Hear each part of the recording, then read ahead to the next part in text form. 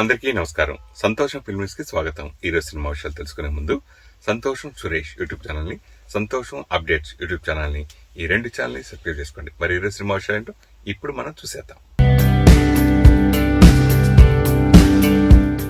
Dress courtesy by KLM fashion mall.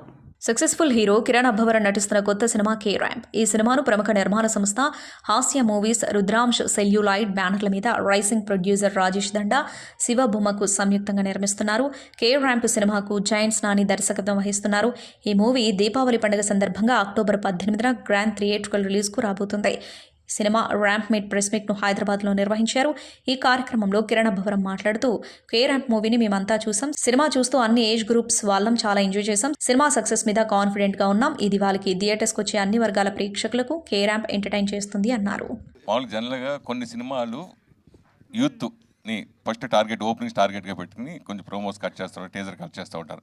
So ఆ ప్యాటర్న్లో cut చేసిన టేజర్ అనేది అని అంటే సార్ 100% ఈ సినిమా కంప్లీట్లీ యూత్ సెంట్రిక్ ఉండి ఫ్యామిలీ ఆడియన్స్ని టార్గెట్ చేసేలానే ఉంటుంది. ఎవరైనా ఏం చేస్తారు సార్, టీజర్ కట్ చేసేటప్పుడు టు గ్రాప్ ద అటెన్షన్, అరే ఈ సినిమా వైబ్ ఏంటి, ఎలా ఉండబోతుంది అన్నది. కే ర్యాంప్ అనే సినిమా వైబింగ్ సినిమా సార్. ఆ వైబ్ తెలియాలి. అండ్ నేను చేసిన ముందు చిత్రాలతో పోల్చుకుంటే దీంట్లో ఈసారి ఓకే కిరణ్ ఇలా ఎనర్జెటిక్గా ఇలా చేయబోతున్నాడు అన్నదే ప్రజెంటేషన్ చేస్తాం కదా సార్. గ్లిమ్స్లో టీజర్లో చేసాం, ట్రైలర్లో మీరు ఇంకా చూస్తారు ఇంకా ఎలా ఏముండబోతున్నాయి అదర్ ఎమోషన్స్ అవన్నీ. ఒక హీరో ఒక ఇమేజ్ చట్టంలో ఇరుకోకుండా కొన్ని ఎక్స్పెరిమెంట్ సినిమాలు చేస్తారు. ఇలా వాళ్ళకి పర్సనల్గా ఎంటర్టైన్మెంట్ అంటే ఇష్టం, కొంతమంది యాక్షన్ అంటే ఇష్టం. అట్లా మీ కెరియర్లో వరుసగా అన్ని జోనర్లు చేశారు. లాస్ట్ కూడా ఎక్స్పెరిమెంట్ చేశారు. సో మీకు పర్సనల్గా ఎలాంటి జోనర్లో ఎలాంటి హీరోగా మీకు భవిష్యత్తులో పేరు తెచ్చుకోవాలని ఉంది అని అడిగితే? Sir, I always want to be a biggest commercial hero sir. I love commercial film. Okay, format మారుతూ ఉండొచ్చు, ఇయర్ మారే కొద్ది కమర్షియల్ సినిమా డెఫినేషన్ మారచ్చు, but I want to be a commercial hero. ఇందాక స్టార్టింగ్లోనే మైక్ పట్టుకుని ఏం చెప్పాలి హైలైట్ పాయింట్ అంటూనే స్టార్ట్ చేశారు స్పీచ్ అలుగా ఉన్న. ఇప్పుడు మీరే హీరోగా అయిపోయి మొత్తం డామినేట్గా మొత్తం ఎంటర్టైన్ చేస్తారు ఇప్పుడు అంతా. ప్లస్ నిజంగా చెప్పాలని ఇందాక చెప్పినట్టు ఇంకో 30 years మీ ఎనర్జీకి 30 years కదా, ఇంకో 40 years కూడా ఉంటారు నాకు తెలుసు గ్యారంటీ. సో దాని డౌట్ లేదు సార్. ఫైనల్గా ఏంటంటే ఇందాక ఆ ప్రొడ్యూసర్ని ఇన్స్పైర్ అయ్యి నేను కూడా సినిమా చేయాలని, ఇట్లాంటి కథ నాకెందుకు రావట్లేదని ప్రొడ్యూస్ చేయాలని అన్నారు. దాని నుంచి ఇప్పుడు రెండు అంటానండి. ఒకటి, ఒక సినిమా తీసినప్పుడు ఎక్కువ మంది జనాలు చూడాలి. దానికి ఎలా సెన్సార్ ఉంది, ఏం తీయాలో వాళ్ళు తీస్తారు, ఏం ఉంచాలో వాళ్ళు ఉంచుతారు. కాబట్టి ఒక మంచి సబ్జెక్ట్ వచ్చింది, క్లియర్గా ఇలాంటి అపురూపమైన రేర్ సబ్జెక్ట్ వచ్చింది అనేది నేను చెప్పాను. ఒకటి, ఇవాళ ఎవరు హీరో, మీరా మూర్తి గారా ఎవరని మేము చూస్తున్నాం.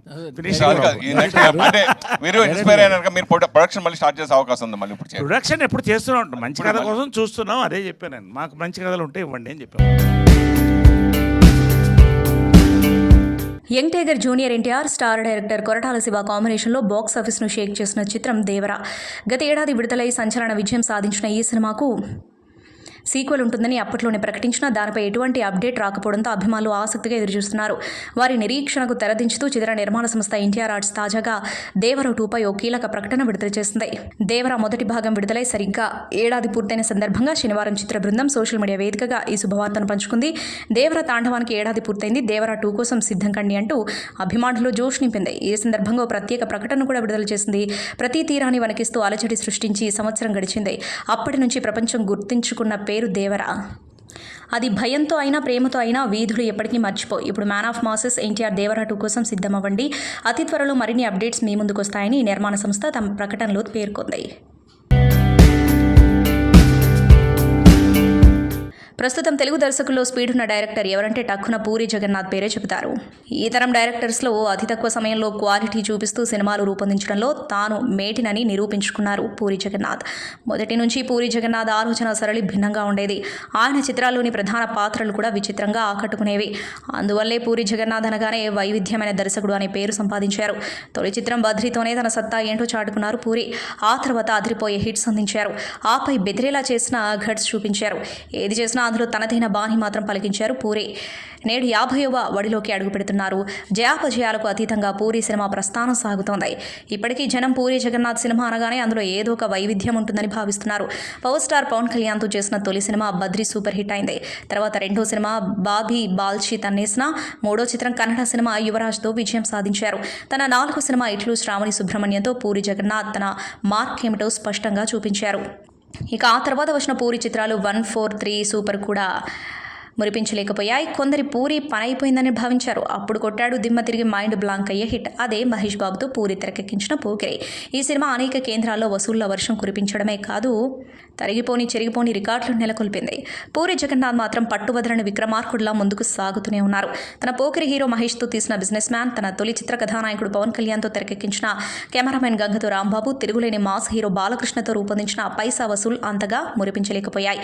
ప్రభాస్తో తీసిన బుజ్జిగాడు, ఏక్ నిరంజన్ కూడా అలరించలేకపోయాయి. జూనియర్ ఎన్టీఆర్కు తొలి సినిమా ఫ్లాప్ ఇచ్చిన రెండో చిత్రం టెంపర్తో ఓ డీసెంట్ హిట్ను సొంతం చేసుకున్నారు. దాని తర్వాత మళ్ళీ మామూలే ఫ్లాపులు పలకరించాయి.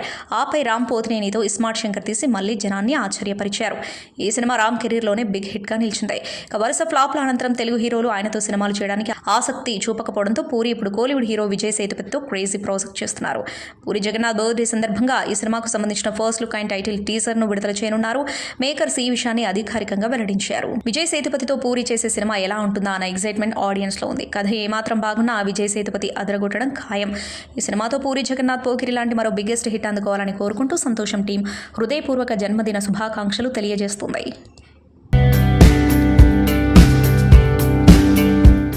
కాంతార చాప్టర్ 1తో ప్రేక్షకులను పలకరించేందుకు సిద్ధమయ్యారు నటి రుక్మిణి వసంత్. రిషబ్ శెట్టి స్వీయ దర్శకత్వంలో రానున్న ఈ చిత్రం అక్టోబర్ 1న ప్రేక్షకుల ముందుకు రానుంది. ఈ నేపథ్యంలో తాజాగా ఓ ఇంటర్వ్యూలో ఆసక్తికర విషయాలు పంచుకున్నారు. నేను నటించిన సప్తసాగరాలు దాటి ఎస్ చిత్రాలను రిషబ్ శెట్టి చూశారు. వాటి ప్రీమియర్స్కు వచ్చి నా నటనను మెచ్చుకున్నారు. కాంతార చాప్టర్ 1లో నటించే అవకాశం వస్తుందని నేను కలలో కూడా ఊహించలేదు. ఇదంతా ఆయన నా ప్రీమియర్స్ చూసి ఇందులో ఛాన్స్ ఇచ్చారని నేను భావిస్తున్నా. కాంతార టీం నాకు ఫోన్ చేసి ఇందులో భాగమవుతారా అని అడిగినప్పుడు నా ఆనందాన్ని మాటల్లో వర్ణించలేను అన్నారు. తేజ సజ్జా మంచు మనోజ్ కీలక పాత్రలో యువ దర్శకుడు కార్తిక్ ఘట్టమనేని రూపొందించిన ఫ్యాంటసీ ఫిలిం మిరాయ్ సెప్టెంబర్ 12న పాన్ ఇండియా స్థాయిలో విడుదలైన ఈ మూవీ బాక్స్ ఆఫీస్ వద్ద మంచి వసూళ్లు రాబడుతుంది. ఇప్పటివరకు 140 కోట్లకు పైగా వసూలు చేసింది. ఈ క్రమంలో మరింత మంది ప్రేక్షకులకు సినిమాను చేరువ చేసేందుకు చిత్ర బృందం కీలక నిర్ణయం తీసుకుంది. ఏపీ, తెలంగాణలోని సింగిల్ స్క్రీన్ టికెట్ ధరలను తగ్గించింది. ఈ దసరాను మీ కుటుంబం పిల్లలతో కలిసి మిరాయ్ సినిమా థియేటర్లో జరుపుకోండి. సింగిల్ స్క్రీన్లో అతి తక్కువ టికెట్ ధరకు మూవీని ఆస్వాదించండి అని పేర్కొంది.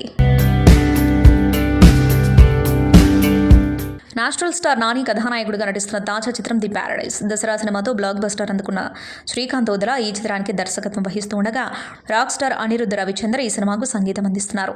ఇప్పటికే ఈ సినిమా నుంచి అనౌన్స్మెంట్ టీజర్ను విడుదల చేయగా మంచి స్పందన లభించింది.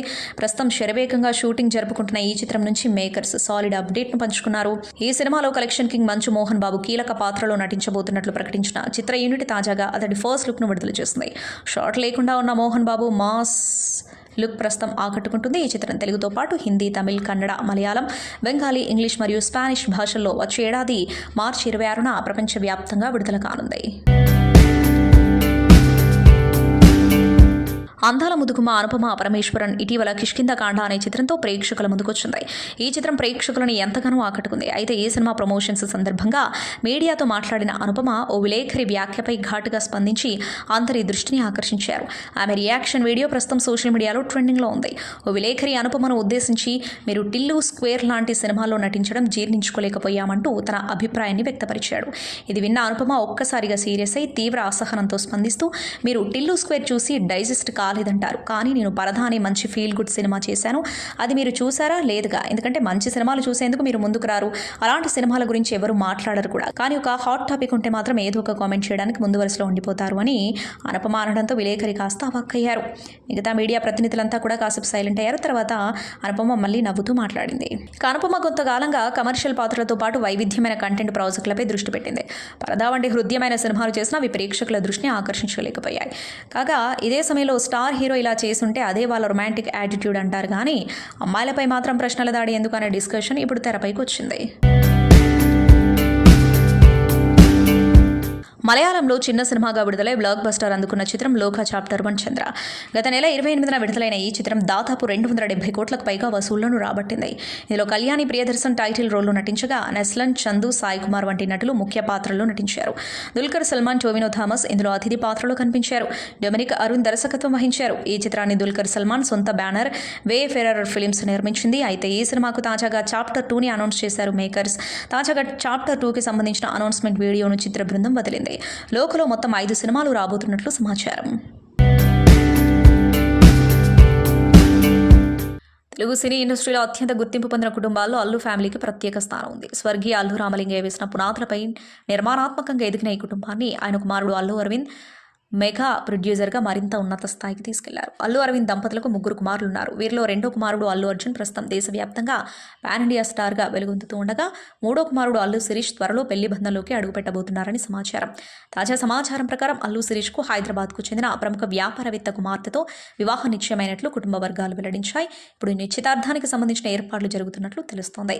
శుభకార్యానికి ఏర్పాట్లు జరుపుతున్న సమయంలోనే అల్లు రామలింగయ్య సతీమణి శిరీష్ బామ్మ ఆయన కనకరత్నమ్మ మరణంతో పెళ్లి తాత్కాలిక వాయిదా పడినట్లు తెలుస్తుంది.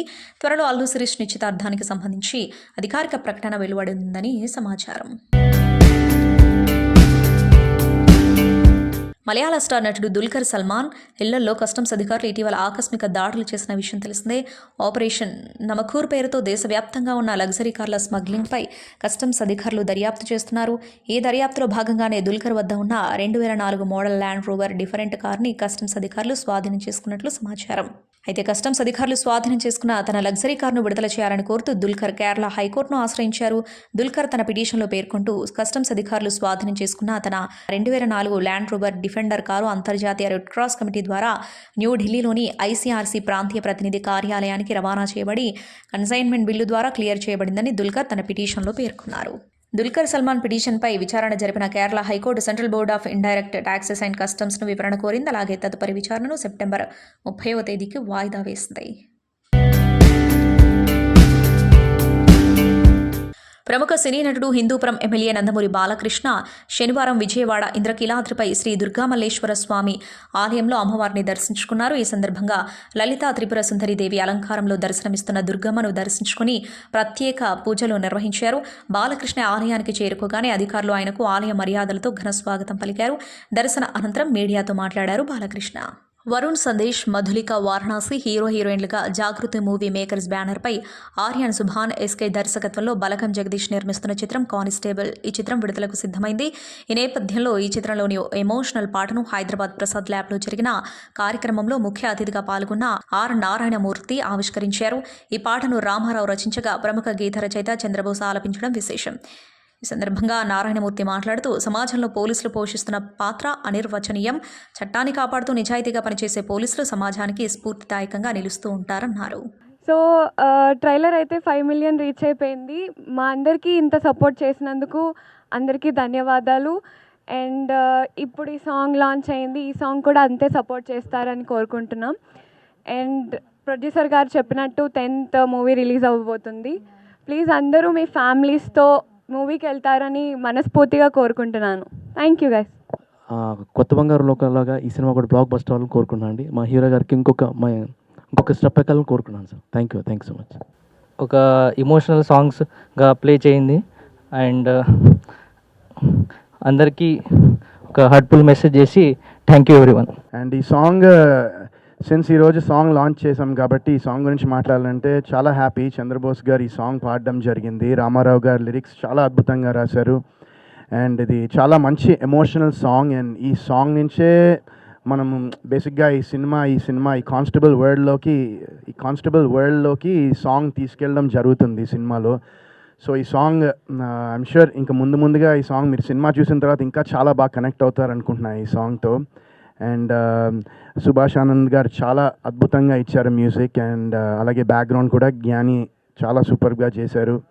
మా ప్రొడ్యూసర్ జగదీష్ గారు అన్నట్టు చాలా మంచి బ్యాక్గ్రౌండ్ స్కోర్ ఇచ్చే సందర్భాలు ఉంటాయి సినిమాలో. చాలా మంచి ఎలివేషన్ మ్యూజిక్ చాలా ఉంటుంది సినిమాలో. సో ఆయన అద్భుతంగా ఇచ్చారు మ్యూజిక్. అండ్ అలాగే ఇంకా ఇవాళే నాకు రిలీజ్ డేట్ నాకు ఇప్పటిదాకా కూడా తెలియదు. సో ఇవాళ జగదీష్ గారు చెప్పారు.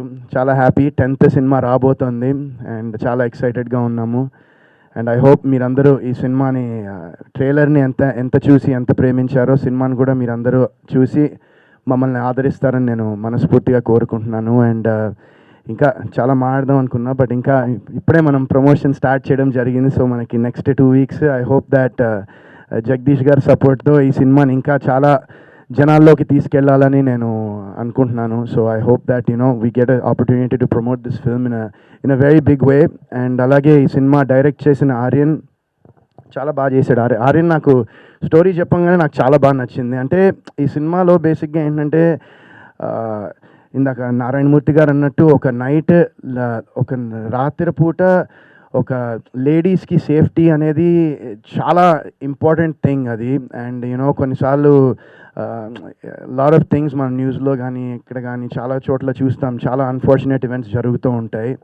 అండ్ అలాగే ఈ సినిమాలో ఇంకో పాయింట్ ఏంటంటే ఒక హ్యూమిలియేషన్, ఒక వ్యక్తిని అవమానిస్తే, ఒక వ్యక్తిని హ్యూమిలియేట్ చేసి ఇన్సల్ట్ చేస్తే అది ఎంతవరకు తీసుకెళ్ళగలదు అనేది కూడా ఈ సినిమాలో చాలా బ్యూటిఫుల్గా ఆర్యన్ చూపించడం జరిగింది. అండ్ ఈ సినిమాని మా జగదీష్ గారు కూడా చాలా అద్భుతంగా నిర్మించారు. అండ్ ఏం కావాలన్నా షూటింగ్లో ఆయన అసలు ఇందాక నేను 6 అంటే 5:30 అది మా పని ఆర్యన్, అది ఇన్నేళ్ళి అది నా పని అది. సో నేను డెఫినెట్గా చాలామంది గురించి మనం ఎప్పుడు కంపారిజన్ చేయకూడదు, బట్ మన పనికి మనం న్యాయం చేయాలని నేను నిజంగా నమ్ముతాను. నేను నా చిన్నప్పటి నుంచి నాకు హ్యాపీ డేస్ రిలీజ్ అయినప్పుడు నాకు 18 years, ఇప్పటికీ 2007 అంటే ఆల్మోస్ట్ 18 years, అంటే హాఫ్ మై లైఫ్ నేను ఇక్కడే ఉన్నాను. అండ్ నేను ఎప్పుడు అదే నమ్ముతా, దట్ ఒక టైమింగ్ అనేది మనం ఎదుటో టైంకి రెస్పెక్ట్ ఇవ్వాలని నేను నమ్ముతూ ఉంటాను. So I think that is a very important thing.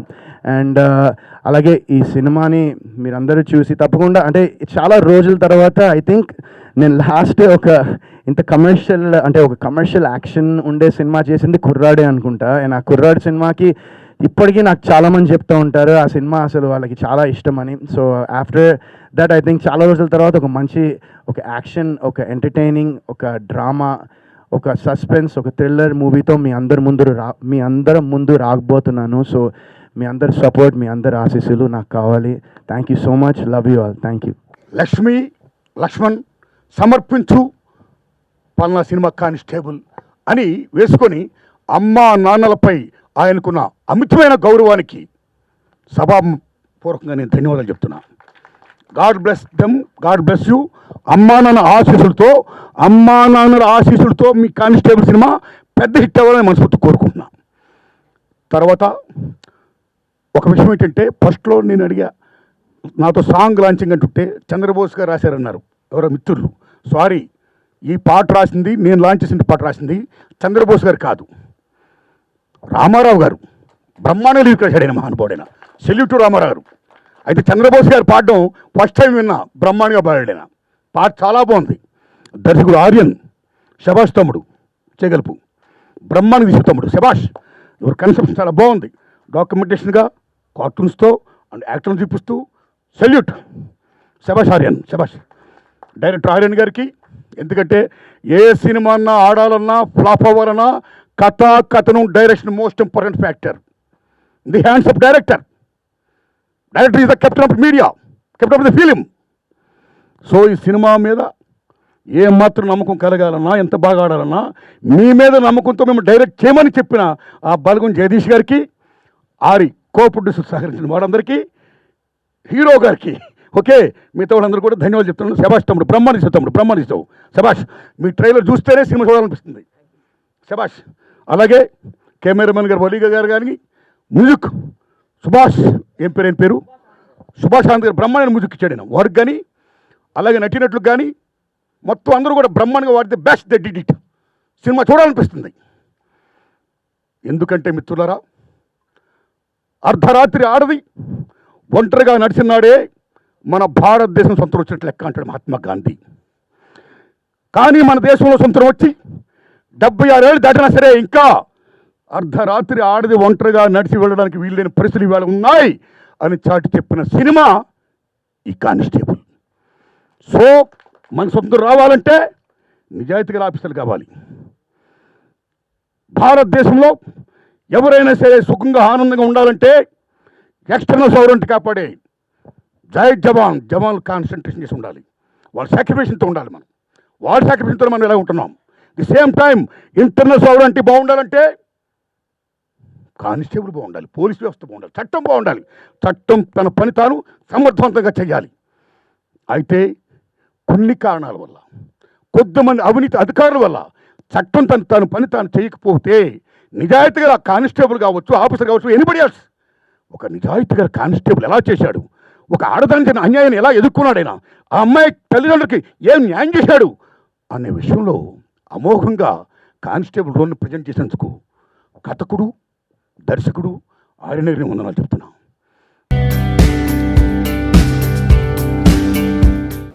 మన ఆంధ్రప్రదేశ్ ప్రభుత్వ అసెంబ్లీలో కొద్దిమంది పెద్దలు చేసిన కామెంట్స్పై మెగాస్టార్ చిరంజీవి గారు స్పందించిన విధానం ఏమవుతుందో అది సత్యం, 100% సత్యం, 100% సత్యం. అప్పుడు వైఎస్ జగన్మోహన్ రెడ్డి గారి హయాంలో ఆయన సీఎంగా ఉన్నప్పుడు, పేరు నాని గారు సినిమాటోగ్రఫీ మంత్రిగా ఉన్నప్పుడు ఇండస్ట్రీ నుంచి చిరంజీవి గారితో పాటు చాలామందిని వారు ఆహ్వానించారు. అందులో నేను కూడా ఒకరిని. చిరంజీవి గారు మాట్లాడుతూ నానుమూర్తి కూడా వచ్చాడు మాతో అన్నారు. కాబట్టి చాలామంది మీలాంటి మిత్రులు నన్ను ఈవేళ అక్కడ ఏం జరిగిందని అడుగుతున్నారు. కాబట్టి చెప్పాల్సిన బాధ్యత నాపై ఉంది. కాబట్టి నేను చెప్తున్నా, సత్యం చెప్తున్నాను మీకు. జగన్మోహన్ రెడ్డి గారి గవర్నమెంటు మా సినిమా కళాకారుని కానీ చిరంజీవి గారిని కానీ ఎవరిని కూడా అవమానించలేదు, చాలా గౌరవించారు. సత్యం. ఎందుకంటే కోవిడ్ కష్టకాలంలో సినిమా రంగం ఏమైపోద్ది అని భయోందనతో ఉన్న దశలో పరిశ్రమ పెద్దలందరూ కలిసి చిరంజీవి గారిని కలిశారు. పరిశ్రమ పెద్దగా ఆయన భావించి, ఆయన గౌరవించి నన్ను ఆహ్వానించారు. చిరంజీవి గారు స్వయంగా నాకు ఫోన్ చేశారు కూడా. అదేం సంస్కారం. అప్పుడు నేను ఢిల్లీలో ఉన్నా. నారాయణమూర్తి ఇండస్ట్రీ క్లిష్ట పరిస్థితిలో ఉంది.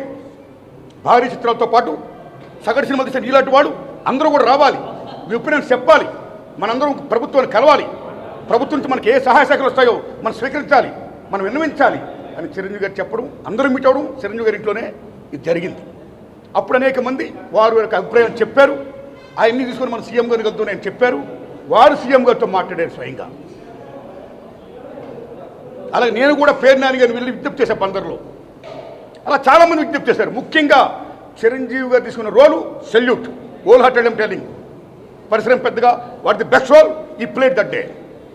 ఆయన ఎవరు అవమానించాల, చాలా గౌరవించారు. మమ్మల్ని ఎవరు అవమానించాల, చాలా గౌరవించారు. మేమందరికి వెళ్ళాం, సమస్యలను చెప్పాం. సీఎం జగన్మోహన్ రెడ్డి గారు సానుకూలంగా స్పందించారు. పేరు నాని గారితో మాట్లాడి ఏం కావాలో మొత్తం తీసుకోండి అన్నీ మనం చేద్దాం అని కూడా చెప్పారు. ఇది జరిగిన సత్యం అండి, ఇది జరిగిన సత్యం. ఓకే, ఆ సమస్యలు ఇంకా ఉన్నాయి. Still it's going on. ఆయన ప్రభుత్వం ఇప్పుడు లేదు. ఇప్పుడు మన చంద్రబాబు నాయుడు గారి గవర్నమెంట్ వచ్చింది.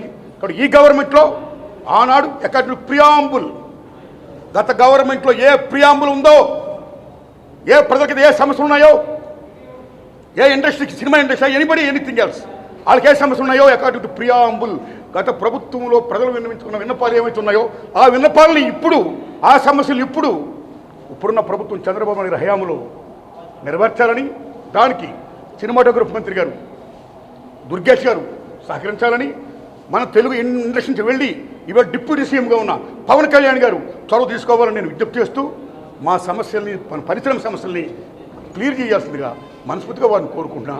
Thanks a lot. Sir, Balakrishna గారు ఎవడు అడగలేదు అని చెప్పడం అనేది వారు తెలిసింది వారు చెప్పారు. అది కరెక్ట్ కాదు. చిరంజీవి గారితో పాటు మేము చాలామంది వెళ్ళాం, అది అందరికీ తెలుసు. కాబట్టి ఆనాడు ఏమైతే అక్కడ సీఎం గారితో మాట్లాడుకున్నామో, ఏం చర్చలు జరిగాయో అవన్నీ కూడా మీకు media is the most powerful media, right? మీడియాలో చూడండి మీరు ఏం జరిగిందో, దట్ ఈస్ సత్యం. అది చూడండి. సో బాలకృష్ణ గారు తెలిసి ఉండొచ్చు, తెలియకపోవచ్చు అని చెప్పారు. సో నేను బాలకృష్ణ గారి గురించి మాట్లాడదలుచుకోవాలా.